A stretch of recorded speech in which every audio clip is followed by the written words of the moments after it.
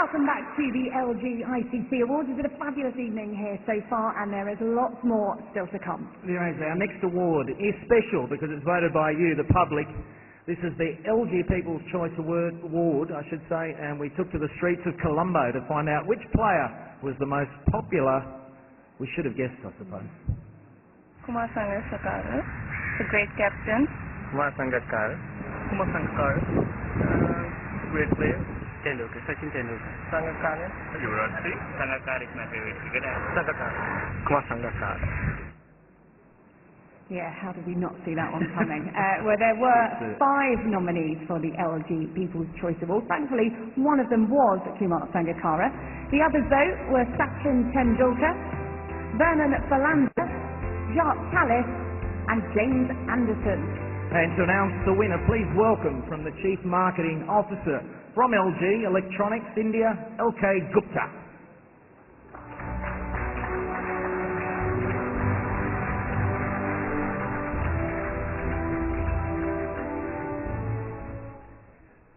And the LG People's Choice Award 2012 goes to the Sri Lankan hero Kumar Sangakkara.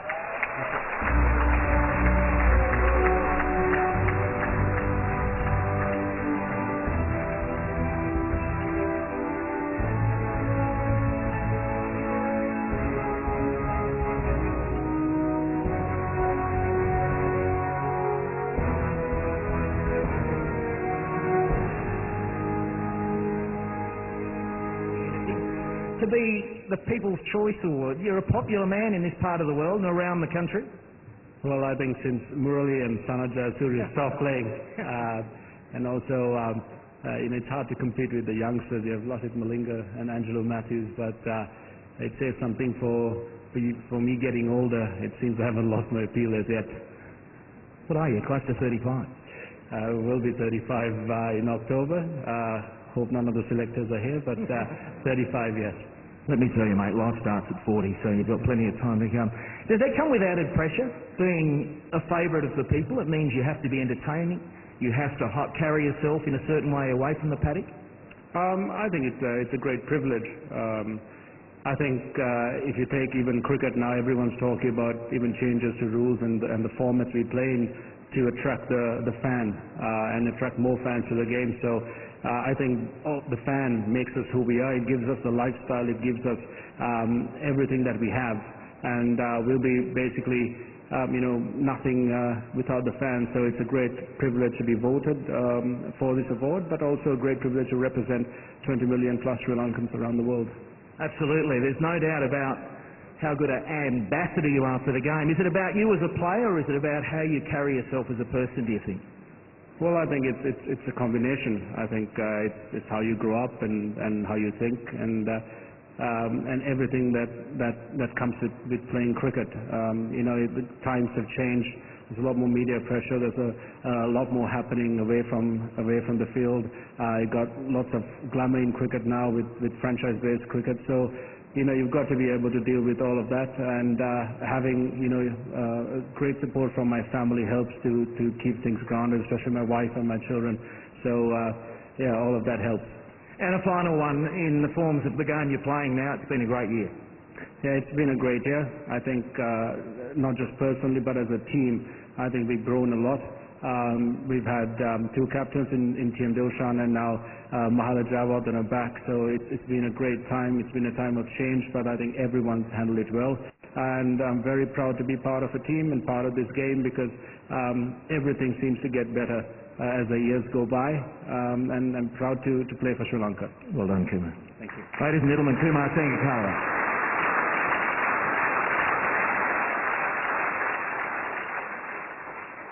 A very popular winner there. Right, time now to go and catch up with Alison once more. Alison, where are you?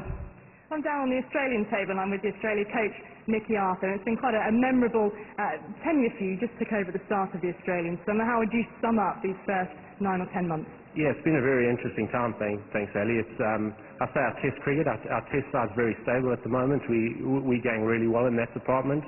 It was quite challenging with our one-day side, and we've had mixed results this year. We've been a changing side, while trying to maintain a ranking of number one, which we've since lost. But we've made progress in that department, which is really nice, and hopefully the 2020s now we can make light of the rankings as to where we ranked in that form. It's been a good start to you, Ken. I'm sure New Zealand would quite like me just to point out the fact that they did beat you in a test earlier in the year, and there was the 4-0 to England in the ODIs, but just minor blips, aren't they? And they're ones you learn from. Yeah, they were, and sometimes you reflect a lot, when you lose. So that was good. In the first test series was 1-1 for us with New Zealand. That allowed us to put a lot of things in place for the Indian series, and I thought we played some really good test cricket in that Indian series. So that was pleasing, and hopefully we can continue that going forward. Now tell me honestly, were you a little bit worried at all about how the Australian public might take to you? Because it was quite a departure for Australia to have a foreign coach. Yeah, it was, and I've been really, really well accepted. As long as we're winning and as long as we're getting results, so hopefully it'll stay that way. I mean, does the fact that you have come from the outside, although you're of course working the domestic system in Perth, has that perspective helped, you think? Yeah, it definitely has, because I sort of had an unblinkered vision of Australian cricket, having coached against them for a period of time, so that did help it just a little bit. And then I also had inside knowledge being in the domestic system for 18 months, so that also played a part. Well, Mickey, we hope you have a very good tournament. Best of luck to you. Thanks for your time this evening. Well, there really have been some memorable times in cricket this year, some great head-to-head contests. Take a look at this.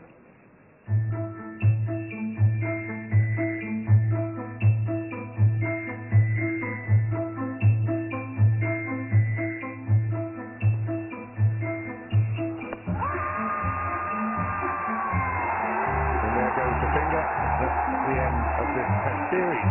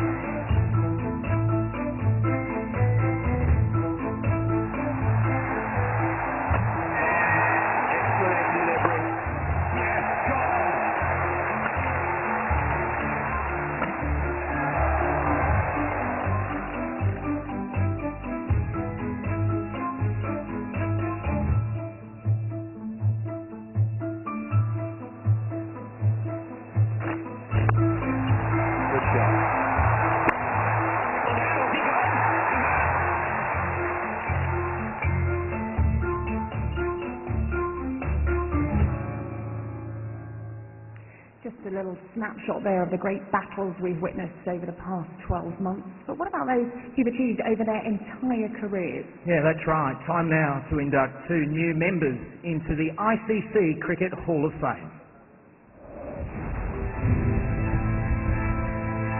He played in 12 Test matches and 23 one-day internationals for England and is regarded by many as the greatest all-rounder the English women's game has produced, Enid Bakewell. This man has claims on being the greatest batsman in the history of the game. He's the only player to have scored 100, a double 100, a triple 100, quadruple 100 and quintuple 100 in first-class games. The one and only Brian Lara.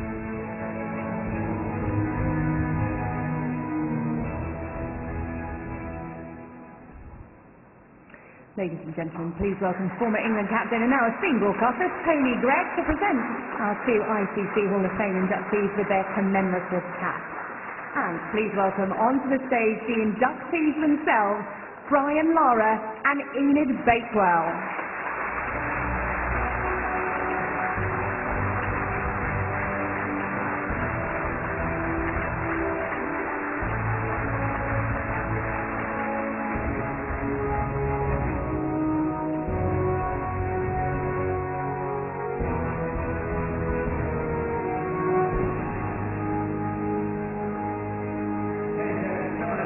I'll put you on the end there. You come over here, Greggy. Enid, Hello. Congrats. How does this feel? This is an enormous honour, I gather. Well, I feel very honoured and very privileged to be here representing women's cricket. It's come a long way since you played. It has. I'd like, actually, this year I met at Lord's a 101-year-old who played at didn't play at Lord's because we weren't encompassed there, in 1936. They had us there in 1976 when we actually played, but they wouldn't at first allow a woman in the score box, would you believe? We didn't know whether we could go into the changing rooms, but the Aussies didn't know anything about the long room tradition, so they went storming through the long room, so we thought, right, if the Aussies can do it, we can do it. So I'd like to throw out a challenge to you, because probably in another 30 years' time I'll be 100, and probably Annie Whelan Ash was the lady that I met at Lord's. She didn't have any glasses. She needed binoculars to look at the score board. She was still driving a Morris Minor, and the son was falling asleep, and I said, come on lad, your mum's still awake, she's really interested in the cricket. So, challenge to you, see if you can still be playing at 71, even 72. I was worried about this interview. I heard you were the nervous type. You still play? Definitely, yes. Well, I'm still enjoying the game, so why not? I have to open the bowling for the second 11. Because I'm a left-arm spinner, of course. Don't need to bowl the Chinaman, you just let the batsman know that you can bowl one, and that's all you need to do. Oh, you'd love the decks over here. Enid, well done. I'll move on to Brian Lara. Brian, it's a thrill to see you again, mate. How's things? Oh, it's been good. 5 years away from the game, and been enjoying watching from the outside. Obviously, the new version of the game 2020, which I didn't get a chance to play too much, but I'm looking forward to this tournament. I believe that my home team has a wonderful chance, and that's very exciting for us back in the Caribbean.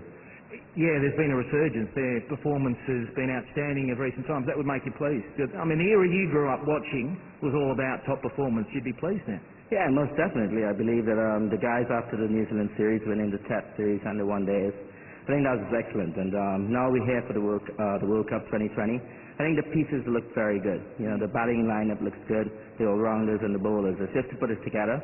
And obviously, when you get to the knockout stages, you've got to play better than the team that day. So, my fingers are crossed, and so is all the West Indians. In all the awards, all the honours that you've had through your incredible career, great career, what does this mean to you? Oh, this is great. I mean, this is illustrious company you're talking about. I mean, Enid, you know, she's still playing it at 70-something, and I don't think I'll be playing. I'm not even playing now, so I don't think I'll be playing any cricket when I'm 75, 76. But just to be among even the West Indians, Sir Garfield Sobers, Sir Vivian Richards, you know, the 3 Ws, to be counted among them as Hall of Famers, I think it's a special feeling for me and my family. It's a great thrill for you. It's a great thrill to have you here as well. And one question for this man over here. Greggy, what an honour for these two. I know that we've admired some great careers. Yes, right in my vintage, Enid was, and so lovely to see women's cricket recognised the way it is today. Brian, of course, has brought us all tremendous pleasure. You know, great left-handers. I think about Garfield Sobers, Graham Pollock, I suppose. And then, of course, he came along and broke all the records. I'm just thankful that he wasn't playing when I was playing, because 400 against the whole West Indian team is hard enough, but he used to make that on his own. So I'm pretty pleased that he was a bit later than me. Well done. Another round of applause, please. The new inductees into the ICC Hall of Fame.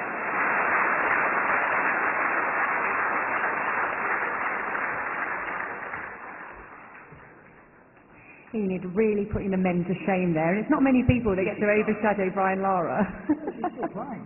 That's incredible. Good on her. Well, we're taking another short break now, but do stay with us because we've got plenty more to come from the LG ICC Awards.